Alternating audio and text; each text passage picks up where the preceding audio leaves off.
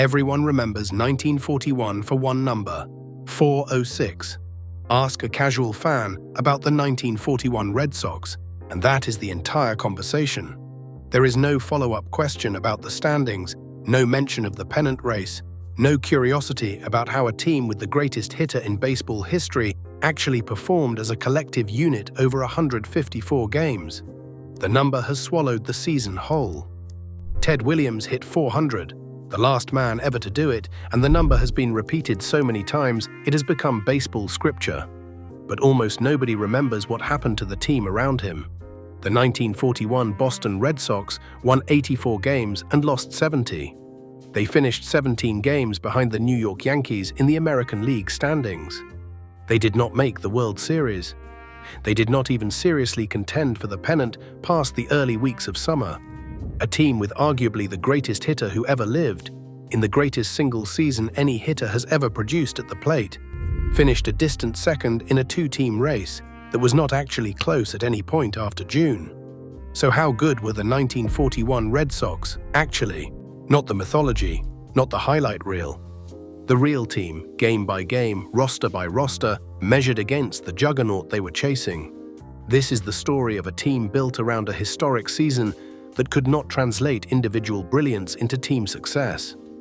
A pitching staff that could not keep pace with its own offense. And a Yankees dynasty so dominant that even a 400 hitter could not close the gap.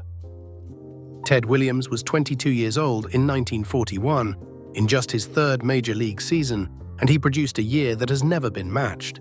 He hit 406. He also led the American League in home runs with 37, in runs scored with 135, in walks with 147, and in on-base percentage at .553.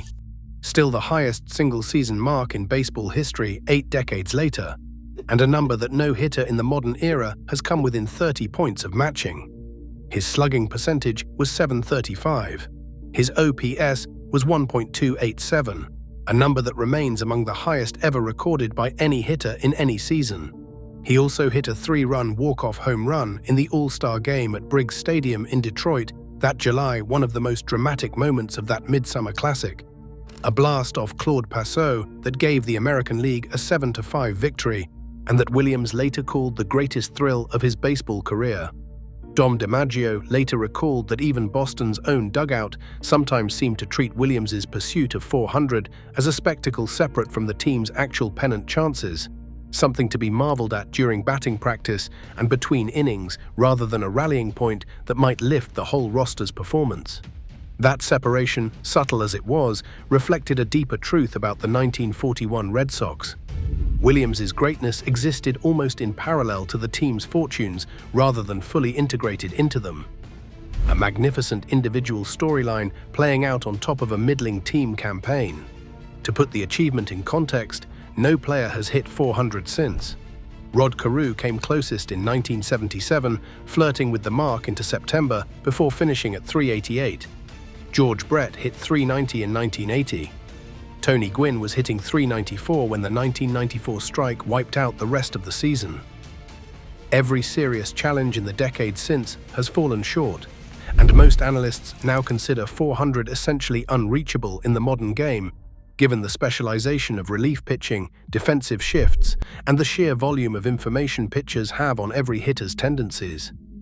Williams did it in an era of tougher schedules, day games in the sweltering heat, and no such thing as a lefty specialist summoned from the bullpen to face him in the 8th inning. He also did it while carrying the additional burden of being the most closely watched hitter in the sport for the season's final weeks, with reporters tracking his batting average to the 1,000th decimal point in every box score, a level of scrutiny that would have unraveled lesser competitors but that seemed only to sharpen Williams's already formidable focus at the plate. It is easy, looking back from a distance of more than 80 years, to treat the 400 chase as inevitable once Williams got within range in September. It did not feel inevitable at the time. His average dipped as low as 399 on the final weekend before that decisive doubleheader, and multiple newspapers had already begun drafting stories, bracing readers for the possibility that the milestone might slip away in the season's final at-bats, only for Williams to answer with 6 hits in 8 tries when the pressure was at its absolute peak. a response so definitive that it silenced any lingering doubt about whether the milestone was truly his. The 406 itself came with a story that has become as famous as the number. On the final day of the season, a doubleheader against the Philadelphia Athletics at Shibe Park, Williams entered the day hitting .399.5, a figure that would have rounded up to an even 400 in the record books. Red Sox manager Joe Cronin offered to sit him for the doubleheader and lock in the milestone, protecting a number that history would remember regardless of what happened in two meaningless late-season games. Williams refused. He told Cronin he did not want to back into the record. He played both games, went 6 for 8, including a home run, and finished at .406. It remains one of the most respected competitive decisions in the history of the sport, a hitter choosing difficulty over safety when a legacy was on the line, and it has become a defining anecdote in the story of Williams's entire career, a man who never wanted anything handed to him. Williams's approach at the plate that season was already becoming legendary among his peers. He divided the strike zone mentally into dozens of individual cells and knew pitch by pitch which locations he could drive and which he should simply take. He refused to swing at anything, even a fraction of an inch outside the zone, a discipline that drove opposing pitchers to distraction because walking Ted Williams often felt like the only safe option. Yet even that came at a cost, since he reached base at a .553 clip that put a runner in scoring position in front of Fox and Doerr with startling regularity. Pitchers around the league began openly discussing strategies to simply avoid him altogether, pitching around him in key spots even with the bases empty, a testament to how thoroughly he had already established himself as the most feared hitter in the sport by his third full season. Yet for all of that individual brilliance, the Red Sox as a team scored 865 runs during the season, second in the American League, but their pitching staff allowed 731, which ranked them in the middle of the pack. A team with the best offensive player in baseball needed its pitching to be at least competent to contend for a pennant. Instead, the staff was inconsistent, prone to allowing big innings that erased leads Williams and company had worked hard to build, and the gap between Boston's hitting and Boston's pitching became the defining story of their season, a mismatch between two halves of the same roster that no amount of individual heroics could fully paper over. Behind Williams, the Red Sox lineup had real talent. Jimmy Fox, the aging slugger who had once terrorized the American League with the Philadelphia Athletics, winning back-to-back MVP awards and a Triple Crown in the early 1930s, was in his final productive season in Boston.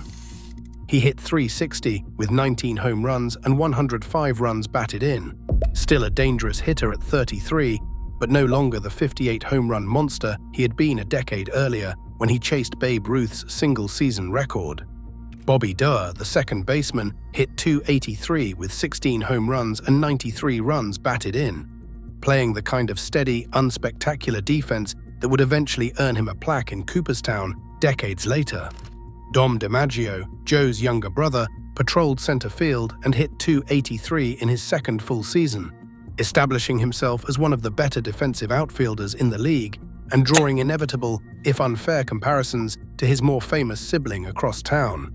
Joe Cronin, the player-manager, was 34 years old and still productive at shortstop, hitting .247 with 16 home runs while running the team from the dugout, juggling the dual demands of managing a roster and performing at a competitive level himself, a burden that would have exhausted lesser men. Lou Finney and Stan Spence rounded out the outfield picture, providing depth if not star power. The lineup, from top to bottom, was genuinely dangerous.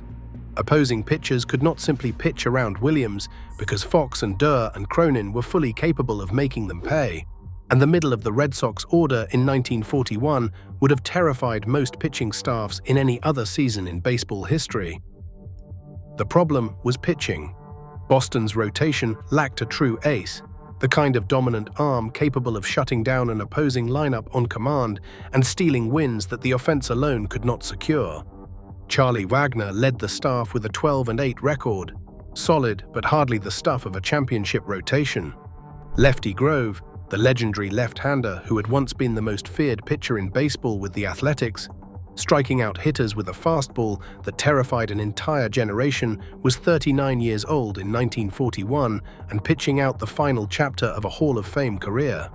He went 7-7 with a 4.37 ERA, a shell of the pitcher who had won 31 games in a single season a decade earlier and who had once posted an ERA under 2 for multiple consecutive seasons. His 300th career win came that July, a milestone achievement that Red Sox fans celebrated with genuine reverence, but it also marked the end of anything resembling ace-level production. Grove made just 21 appearances that season and never pitched in the majors again, closing out his career on a note of nostalgia rather than dominance.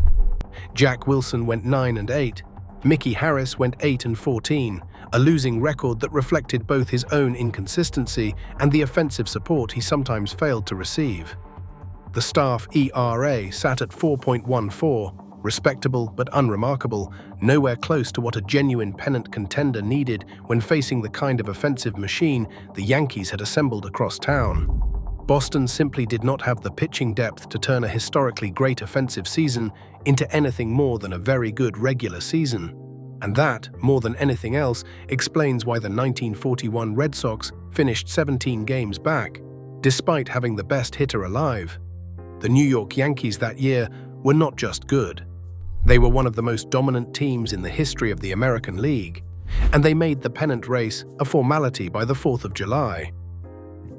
Joe DiMaggio, in the same season Williams hit 400, put together his own historic achievement, a 56-game hitting streak that ran from May 15th through July 16th, a record that remains unbroken and that many statisticians consider one of the most unbreakable records in professional sports, more secure even than Williams's 400 average. DiMaggio hit .357 for the season with 30 home runs and 125 runs batted in. He won the American League MVP award that year over Williams, a decision that has been debated by baseball historians for 8 decades, given that Williams's statistical season was objectively superior in nearly every advanced measure, including on-base percentage, slugging, and overall offensive production. But DiMaggio's streak captured the public imagination in a way that Williams's slow, methodical march toward 400 simply could not match, and the Yankees' pennant made the difference feel justified to voters at the time, who placed enormous weight on team success when filling out their ballots. The streak itself became a national phenomenon that summer, covered daily in newspapers across the country, and turning DiMaggio into a figure who transcended baseball in a way few athletes ever have. Each night, the streak continued. Radio broadcasts interrupted regular programming to announce the result. When it finally ended on July 17th against the Cleveland Indians, stopped by 2 spectacular defensive plays from third baseman Ken Keltner, it had already cemented itself as one of the defining sports stories of the era, and it overshadowed Williams's pursuit of 400 in the daily press for much of the summer, even though Williams's achievement would ultimately prove the more enduring of the two in terms of raw rarity. Behind DiMaggio, the Yankees fielded a roster that dwarfed Boston's in pitching depth. Red Ruffing went 15-6, providing the kind of reliable, workmanlike production that anchors a championship rotation. Lefty Gomez, though past his absolute peak, still contributed meaningfully to the staff.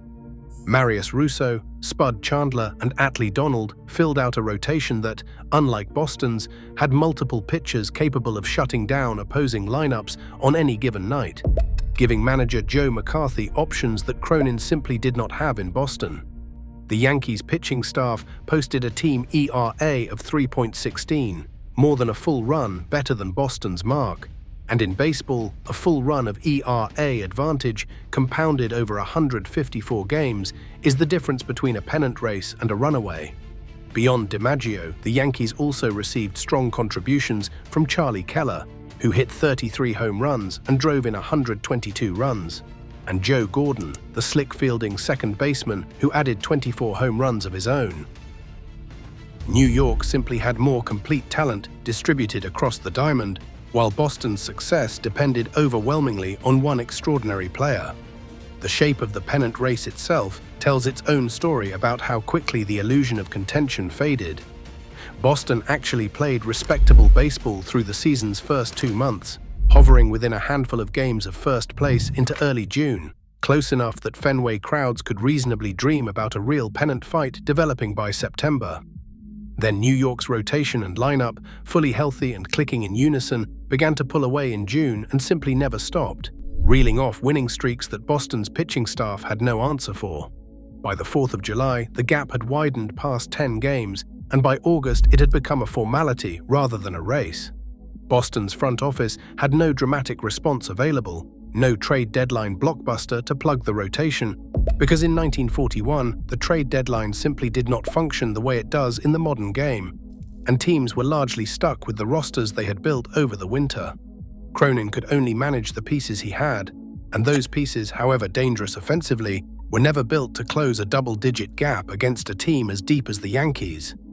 Jimmy Foxx's presence in that lineup also deserves a fuller accounting, because his decline that season mirrored, in miniature, the larger story of a supporting cast that could not sustain its earlier peak.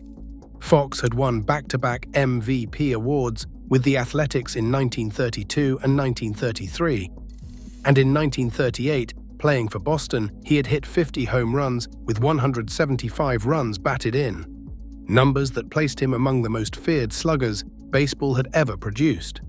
By 1941, injuries and the accumulated wear of a decade in the middle of opposing lineups had reduced him to a very good, rather than historically great, hitter. Bobby Doerr, by contrast, was still on the rise, still years away from the peak that would eventually land him in Cooperstown, meaning Boston's supporting cast around Williams was simultaneously watching one star decline and another ascend, without ever quite aligning at full strength simultaneously the way New York's roster did that same summer. The head-to-head results between the two teams told the same story as the standings. Boston split its season series with New York roughly evenly across the 22 meetings, but the Yankees consistently found ways to win the games that mattered most, particularly during the stretch in June when New York pulled away from the rest of the league for good. A team hoping to catch a dynasty needs to beat that dynasty directly, repeatedly, and Boston simply did not have enough answers on the mound to do it with any consistency. Fenway Park itself, still a relatively new ballpark by the standards of the era, having opened in 1912, gave Williams a friendly left field power alley that suited his pull-heavy swing. But it also worked against Boston's pitching staff on nights when the wind blew out toward the bleachers. The short porch in right field that would later be closed off, and the deep, quirky dimensions of the outfield created an environment where Red Sox pitchers gave up as many runs as they prevented, further undercutting whatever advantage the home crowd and ballpark might have provided against a lesser opponent than the Yankees. New York finished the season 101-53, winning the American League by 17 games over Boston. It was not competitive after June.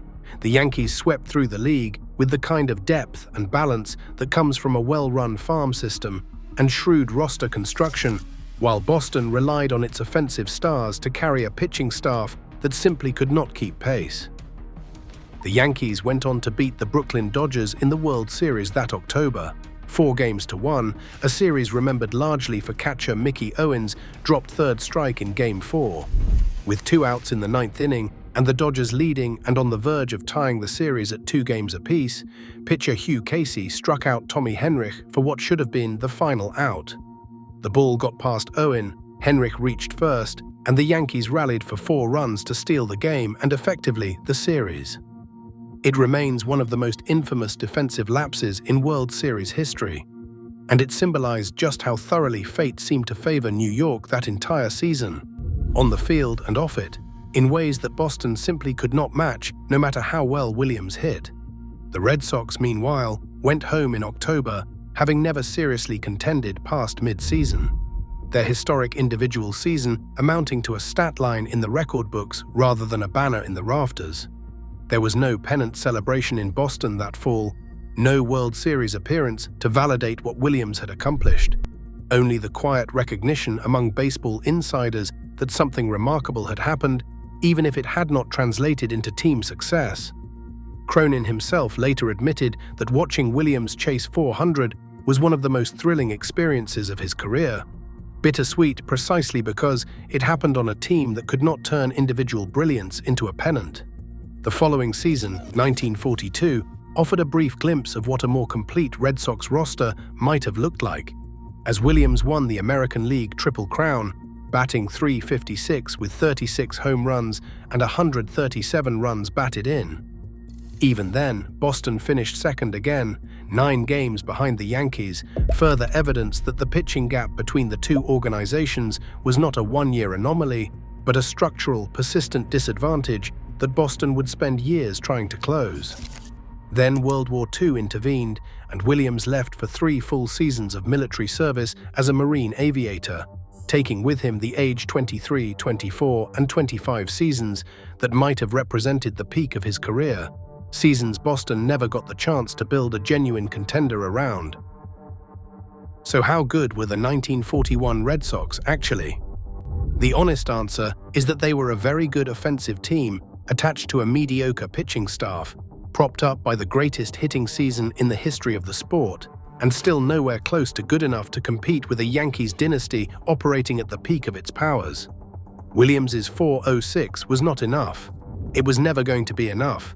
Not against a team that had DiMaggio's bat, Ruffing's arm, and enough pitching depth to make a 17-game margin look almost easy.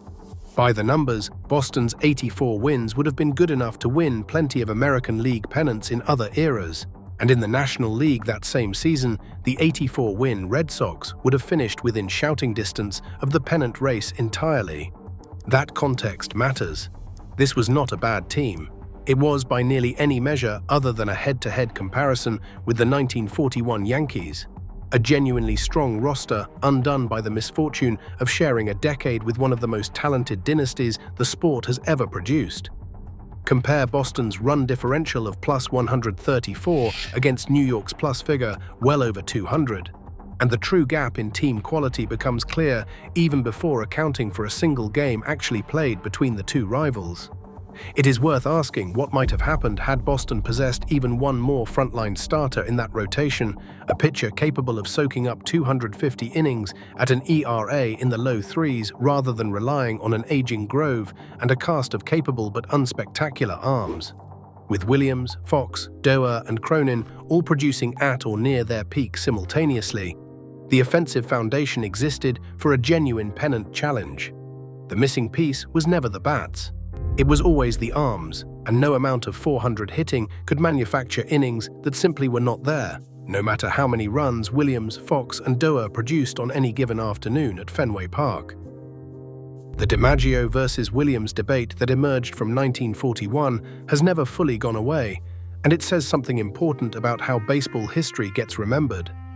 DiMaggio's 56-game streak and Williams's 400 season happened in the same summer, on rival teams in the same city corridor, and baseball fans have spent 80 years arguing about which achievement was greater and which player was better.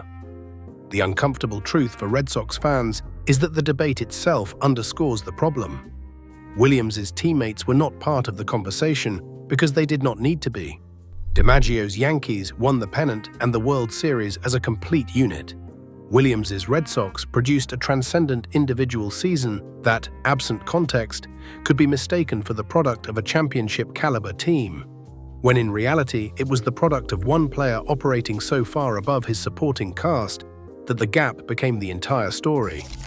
Lefty Grove's final season deserves its own moment of reflection here, separate from the disappointment of the standings. Grove had been, a decade earlier, arguably the most dominant pitcher in the American League, a fireballing left-hander who terrorized hitters with the Philadelphia Athletics before being sold to Boston in the mid-1930s as Athletics owner Connie Mack liquidated his roster during the Depression. By 1941, Grove's fastball was gone, replaced by guile, curveballs, and decades of accumulated knowledge about how to get hitters out without overpowering them. His 300th win, secured on July 25th against Cleveland, made him just the 12th pitcher in Major League history to reach that milestone, and to this day, more than 80 years later, he remains the last pitcher to win his 300th game and never pitch in the majors again afterward. It was a fitting, if quiet, bookend to a Hall of Fame career, and it happened within the same clubhouse that watched Williams chase immortality that same summer. A strange and poignant juxtaposition of an ending and a beginning, happening simultaneously on the same roster. The way 1941 is remembered today has been flattened by time into a single storyline. Ted Williams hit 400. That framing is not wrong, but it is incomplete, and it obscures the more complicated reality of a team that could not build a contender around its transcendent star. Modern analytics have only reinforced how singular Williams' accomplishment was relative to his teammates. His wins above replacement for the season, by measures developed decades after he retired, ranks among the highest single-season totals ever recorded, comfortably ahead of every other position player in baseball that year, and rivaling the greatest pitching seasons in history for total value. A gap so wide that no teammate came within several full wins of matching his overall contribution. Yet Boston's overall run differential, while strong, never approached the historic levels required to seriously threaten a Yankees team with far more depth up and down the roster. Baseball, unlike individual sports, has never rewarded singular brilliance alone. And 1941 stands as one of the starkest reminders of that principle in the sport's history. Consider that the same measuring stick applied decades later to players like Mike Trout, whose historic individual talent has similarly failed for long stretches to translate into postseason success for the Los Angeles Angels, or to Ernie Banks, who spent an entire Hall of Fame career with the Chicago Cubs without ever appearing in a single World Series game. The 1941 Red Sox belong in that same lineage, a team remembered forever for what one player did, almost entirely separate from what the team as a whole failed to do, a pattern that recurs throughout baseball history whenever transcendent individual talent is paired with insufficient roster construction around it. It is also worth comparing 1941 to the Red Sox teams that actually did reach the World Series in this era, most notably the 1946 squad that finally broke through with a pennant, built around a healthy, returning Williams alongside a deeper and more balanced pitching staff featuring Tex Hewson and Boo Ferris, both of whom won 20 games that year. The difference between the 84-win team of 1941 and the 104-win pennant winner of 1946 was not another historic season from Williams, who actually hit slightly less spectacularly in 46 than he had in 41. The difference was pitching depth, precisely the ingredient missing 5 years earlier. That comparison, more than any statistic from the 1941 season itself, answers the question of how good that specific Red Sox team actually was. Good enough to be a very entertaining, very watchable ball club anchored by the greatest hitting season ever recorded, but not remotely close to being a true championship-caliber roster, because championship rosters require pitching that 1941 Boston simply did not have. Hewson and Ferris represented exactly the kind of frontline starting pitching that Cronin's 1941 staff lacked entirely, and their emergence 5 years later stands as a quiet indictment of just how thin the pitching cupboard truly was during Williams's historic chase. There is also the matter of luck and health, factors that rarely receive enough credit in retrospective analysis of pennant races that, viewed only through final standings, can appear more predetermined than they actually were at the time. The Yankees that season were remarkably free of significant injuries to their core players, allowing McCarthy to run a consistent lineup and rotation for the bulk of the season. Boston, by contrast, dealt with nagging injuries to several role players throughout the year, forcing Cronin to shuffle his bench and occasionally rely on replacement-level production in ways that further widened the gap between the two rosters, particularly in the middle innings, when a tiring Boston starter needed a reliable bullpen arm that simply was not always available on a given night. None of this diminishes what Williams accomplished. If anything, it heightens it, because he produced the greatest offensive season in baseball history while playing for a team that could not consistently field its best possible roster around him, further isolating his greatness from any meaningful team context and forcing him to carry an even heavier share of Boston's offensive burden than the raw statistics alone would suggest. So how good were the 1941 Boston Red Sox actually? Strip away the mythology of 406, and what remains is a team that scored plenty of runs, could not pitch consistently, finished a distant second in a two-team race, and never seriously threatened the eventual World Series champion after the early summer. It was a very good team in the way that many 84-win teams across baseball history have been very good. Entertaining, occasionally thrilling, built around at least one all-time great performance, but ultimately a tier below the sport's actual championship contenders. The gap between Boston and New York in 1941 was not close, was not a matter of a few bounces going the wrong way in a short series, and was not a storyline that Williams's bat alone could ever have closed. Ted Williams walked into history that October, carrying with him a batting average that has stood untouched for more than 80 years and that may never be approached again.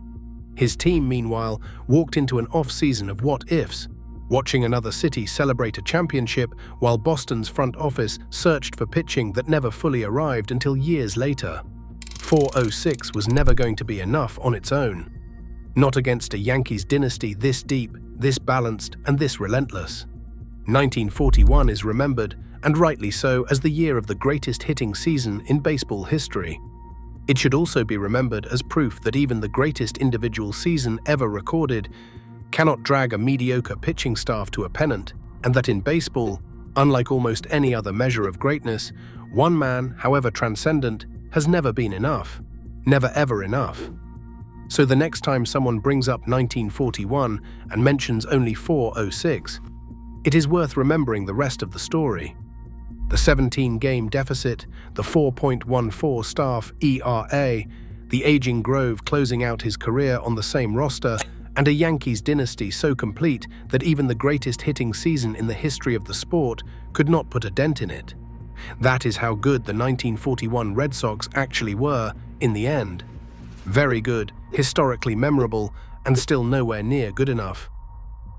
If you enjoyed watching our video, please like and subscribe for more baseball documentaries. Until next time.